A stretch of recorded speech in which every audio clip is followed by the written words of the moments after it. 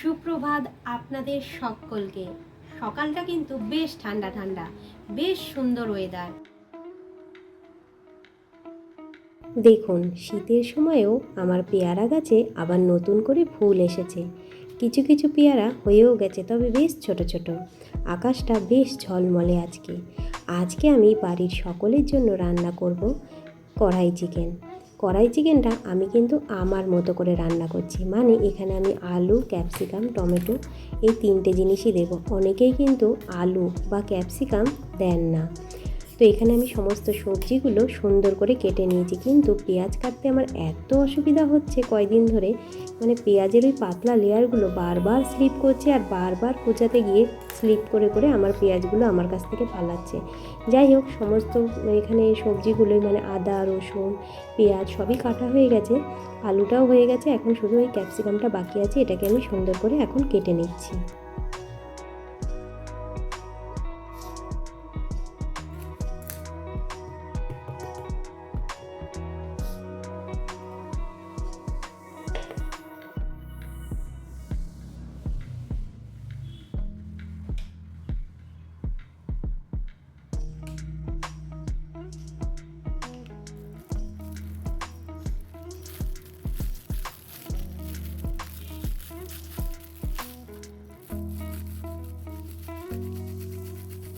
মশলা বলতে সেরকম বিশেষ কিছু নেই, কারণ বাড়িতে দুজনের কিন্তু ঠান্ডা লেগে রয়েছে। তার জন্য আমি শুকনো লঙ্কাটা এখানে একেবারেই দিইনি, একটুখানি কালার হওয়ার জন্য শুধু কাশ্মীরি লঙ্কাটা দিয়েছি।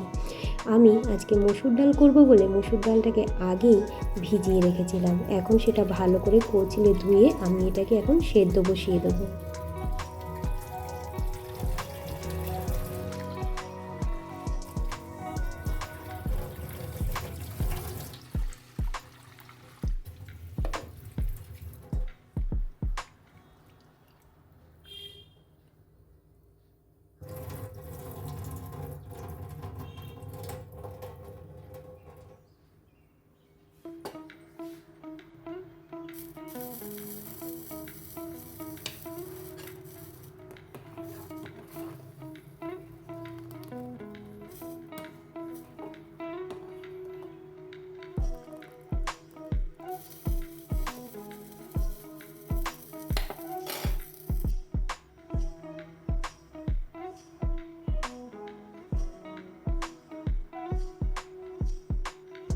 শীতের সময় মুসুরির ডালের সাথে একটি বেগুন পোড়া মন্দ হয় না, তাই না? তো আজকে আমি এই বেগুনটা পোড়াবো। তার জন্য এই বেগুনটাকে ভালো করে ধুয়ে আমি এখানে তেল মাখিয়ে এখন ওর গায়ে ছোট ছোট ছিদ্র করে দিচ্ছি। এইবার এটাকে আমি আগুনে, মানে আমার তো এখানে এখন গ্যাসেই বসাতে হবে, যেহেতু আমার তো এখানে অন্য কোনো আর উপায় নেই, তো আমি গ্যাসেই এটাকে আজকে পুড়িয়ে নিচ্ছি।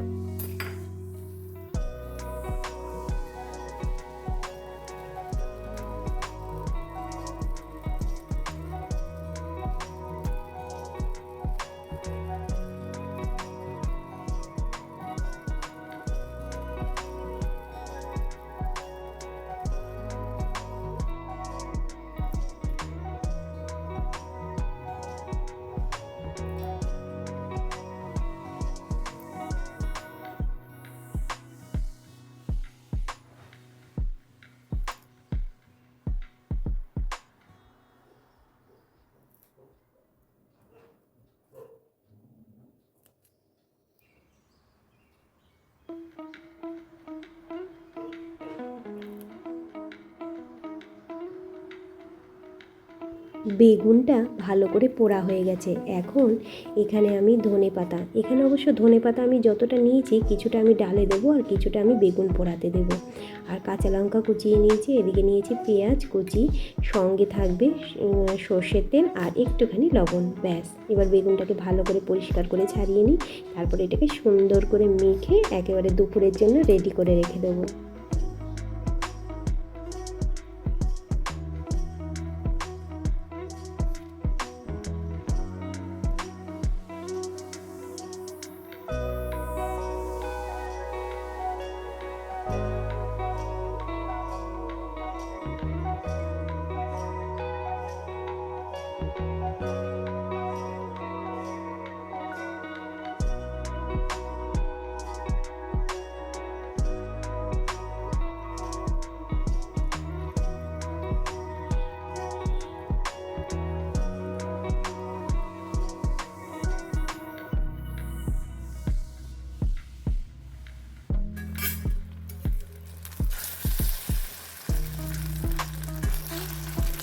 আপনি হয়তো ভাবছেন যে ডিমটা কার জন্য ভাজছে, মাংস করবে তারপরে আবার তাহলে ডিম ভাজা কেন? আসলে ডিম ভাজাটা খাওয়ার বায়না মেয়ে করেছিল, কিন্তু যেই দেখেছে মাংস রান্না হচ্ছে তখন বলছে আমি আর ডিম ভাজাটা খাবো না।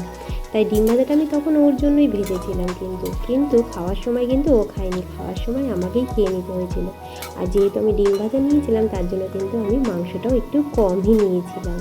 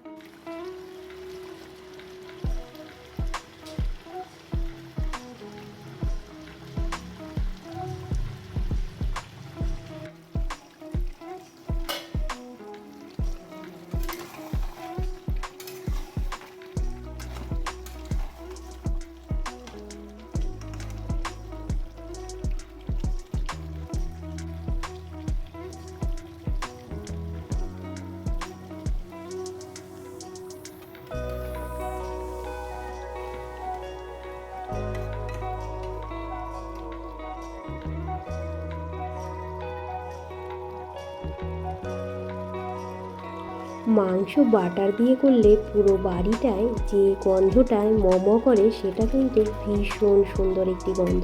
তো আজকেও যখন আমি এই মাংসটা করছিলাম ভীষণ সুন্দর গন্ধ বেরিয়েছিল। তো মাংসটা খেতেও কিন্তু দুর্দান্ত হবে আশা করি আমি।